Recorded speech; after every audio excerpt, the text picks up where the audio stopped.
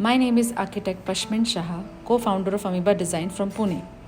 Today I would be discussing our project, the Introvert House, which is across a plot area of 1000 square foot located in the heart of Pune.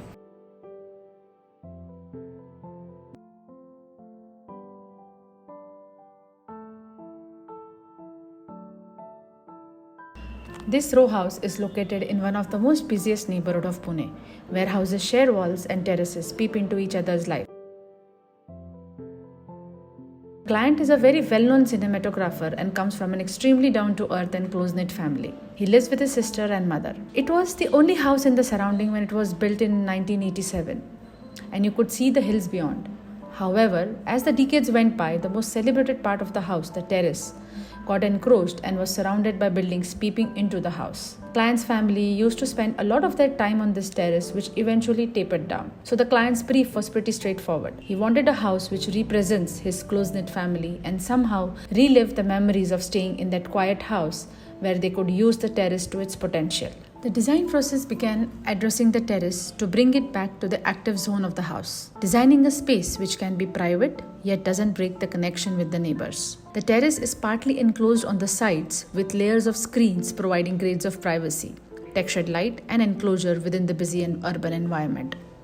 The idea was to create a space which can simply close its eyes and detach itself from the chaos of civilization, creating an oasis of peace and privacy, almost like being in a state of meditation. The house is divided vertically into two parts, ground floor being the communal space and the first floor being the private space. The existing bedroom next to dining was removed for parking. The house has been redesigned, paying close attention to light, space, and materials. There is a beautiful play of light and shadow throughout the day. The client, being a cinematographer, was very keen on how the house interacts with the sun.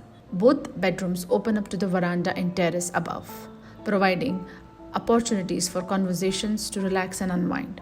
The best way to transform a room is to allow it to breathe by letting the air and light come through. The main door is painted in inspired African tribal art to portray the artistic side of the client. The existing sunken seating and the swing-in living area had to be retained for emotional attachments.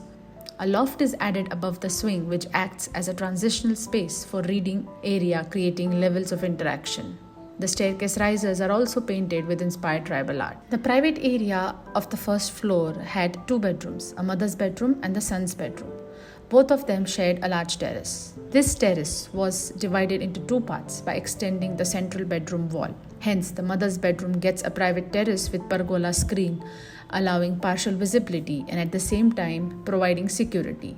The entire furniture has been customized by us as per the client's requirement.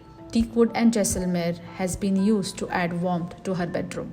The use of blue color in terrace has been inspired by the previous ceiling colors of the house.